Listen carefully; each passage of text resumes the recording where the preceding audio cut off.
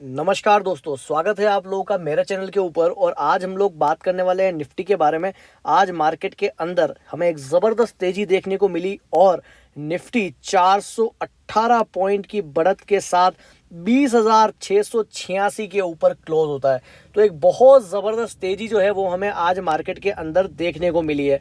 कारण क्या था इस ज़बरदस्त तेज़ी का? तो वो था हमारा इलेक्शन रिजल्ट, जो कि इलेक्शन रिजल्ट कल डिक्लेयर हुए थे और उसके अंदर बीजेपी को एक तगड़ा बहुमत हम लोगों को देखने को मिला और उसी के चलते मार्केट ने भी आज वैसा ही कुछ किया और एक जबरदस्त तेजी हम लोगों को मार्केट के अंदर देखने को मिली है।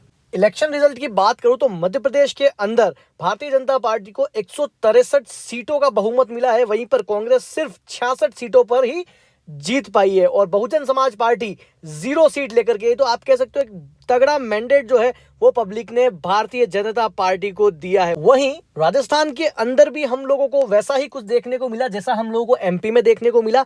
बीजेपी 115 सीटें, कांग्रेस 69 सीटें और बहुजन समाज पार्टी 2 सीटों पर अपनी जीत दर्ज करा सकी और एक जबरदस्त मैंडेट के साथ ही बीजेपी ने भी राजस्थान के अंदर अपनी सरकार बनाई है। वहीं पर अगर हम लोग छत्तीसगढ़ की बात करें, जहां की कोई ऐसा चांस भी नहीं लग रहा था कि छत्तीसगढ़ में किसकी सरकार बनेगी, वहां पर भी बीजेपी को 54 सीटें मिलती है और क्लियर मेजोरिटी के साथ छत्तीसगढ़ के अंदर बीजेपी अपनी सरकार बनाती है और कांग्रेस को महज 35 सीटें जो है वो मिल पाती है छत्तीसगढ़ के अंदर। तो तीनों राज्यों के अंदर बीजेपी की क्लियर आप कह सकते हो कि सरकार की वजह से आज आप कह सकते हो कि स्टॉक मार्केट के अंदर हम लोगों को इतनी जबरदस्त तेजी देखने को मिली है। अब आप सोच रहे होंगे कि आखिर इलेक्शन रिजल्ट्स का और मार्केट के अंदर तेजी का क्या लिंक होता है। तो जनरली क्या होता है दोस्तों, ये माना जाता है कि किसी भी देश की इकोनॉमी को बढ़ाने के लिए वहां पर एक स्टेबल गवर्नमेंट होना बहुत जरूरी है। बाकी जगह आप लोगों को क्या होगा कि एक प्रेसिडेंट मिल जाएगा, वो पूरे देश पे रूल करेगा, लेकिन हिंदुस्तान के जो फेडरल स्ट्रक्चर है वो ऐसा नहीं है।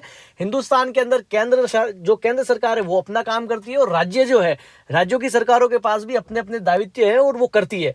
तो बहुत सी बार क्या होता है कि केंद्र में अलग सरकार और राज्य में अलग सरकार होने की वजह से क्या होता है कि ये जो आप कह सकते हो कि एक दूसरी सरकारों के अंदर जो खिंचाव होता है, उस वजह से कई सारे काम जो है वो डिले होते हैं या नहीं हो पाते हैं। अगर दोनों राज्यों के अंदर या आप कह सकते हो कि केंद्र और राज्य दोनों के अंदर अगर एक ही तरीके की सरकार रहती है तो वहां पर जो काम है वो थोड़ा फास्ट भी हो सकता है और थोड़ा इजीली तरीके से होता है। तो उस वजह से आप कह सकते हो कि मार्केट थोड़ा इस पर्टिकुलर जीत को थोड़ा पॉजिटिव वे में लेता है और आपको इस तरीके की आप कह सकते हो कि तेजी मार्केट के अंदर देखने को मिली है। जबरदस्त परफॉर्मेंस वाले शेयरों की बात करूं कि आखिर आज किन किन शेयरों ने बहुत जबरदस्त परफॉर्मेंस दिखाया है, तो उसके अंदर सबसे पहला नाम है दोस्तों अडानी एंटरप्राइजेज लिमिटेड का। अडानी के शेयर के अंदर आज हम लोगों को एक जबरदस्त तेजी देखने को मिली और तकरीबन 7% के आसपास की तेजी हमें अडानी एंटरप्राइज के अंदर देखने को मिली।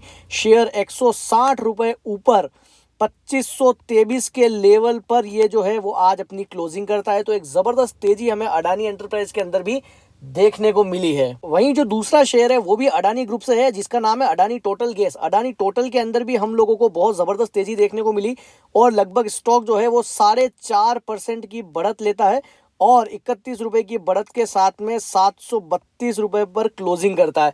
तो आप कह सकते हो कि अडानी ग्रुप्स में आज हम लोगों को स्पेशली आप कह सकते हो तेजी देखने को मिली है। उसका कारण सब जने जानते हैं कि बीजेपी सरकार के साथ में अडानी की जो नजदीकियां हैं, उसका भी एक कारण है कि आपको अडानी के शेयरों के अंदर आज एक आप कह सकते हो कि पॉजिटिव मूवमेंट हम लोगों को देखने को मिला है। वहीं अगर हम लोग अगले शेयर की बात करें तो वो है Adani ports and special economic zone limited. Adani ports के अंदर भी आज हम लोगों को बढ़िया तेजी देखने को मिली। स्टॉक जो है वो 6% ऊपर अपनी क्लोजिंग लेता है, 878 के लेवल पर मार्केट में आज क्लोजिंग लेता है और 51 रुपए की बढ़त के साथ आज ये स्टॉक जो है वो क्लोज होता है। तो अडानी पोर्ट के अंदर भी एक जबरदस्त तेजी देखने को मिली। अगले स्टॉक की बात करें अगर तो वो है आयशर मोटर्स। आयशर मोटर के शेयर के अंदर भी आज हम लोग को 7.5% के आसपास की एक जबरदस्त तेजी देखने को मिली और शेयर पहली बार 4000 के लेवल को क्रॉस करता है और उसके ऊपर अपनी क्लोजिंग देने में सफल रहता है। तो एक जबरदस्त तेजी आज हम लोगों को आयशर मोटर्स के अंदर भी देखने को मिली है।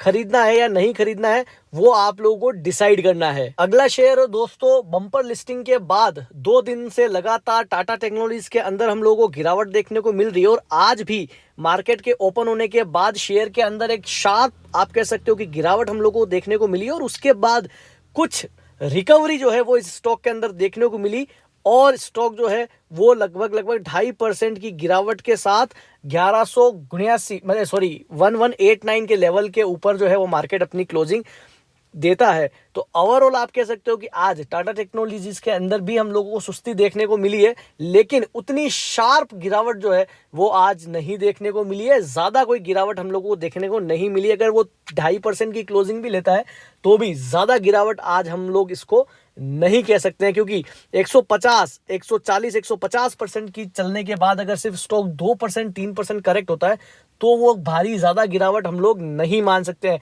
प्रॉफिट बुकिंग आना लाजमी है इतने हैवी लेवल्स पे, और आफ्टर इतने सारे रिकमेंडेशन आ चुके हैं टाटा टेक्नोलॉजीज को लेकर के कि मार्केट में जो शेयर है वो बहुत ज़्यादा ओवर वैल्यूड है। तो इस वजह से भी आप लोगों को ये स्टॉक जो है वो थोड़ा बहुत गिरता हुआ दिखाई दे रहा है। लेकिन अगर इस स्टॉक की बात करूं तो वाकई इंडस्ट्री के मुकाबले ये शेयर जो है वो इसके कंपैरेटिव जो दूसरे शेयर्स है उसके मुकाबले तो थोड़ा ज्यादा महंगा फिलहाल है ही, क्योंकि ये अभी 80 के पी पे कामकाज कर रहा है। अभी यहां से जो अगर आप कह सकते हो कि ये आप लगभग भी 77 के मल्टीपल पे फिलहाल अभी ये ट्रेड कर रहा है। आज का डेटा भी अगर हम लोग देखते हैं वहां से तो लगभग 77 टाइम्स पी के ऊपर फिलहाल अभी जो है टाटा टेक्नोलॉजीज काम कर रहा है। तो आप कह सकते हो कि ओवरऑल ये अभी पर्टिकुलर शेयर जो है वो थोड़ा महंगा है और अभी हम लोगों को नई बाइंग के लिए अभी भी रुकना चाहिए।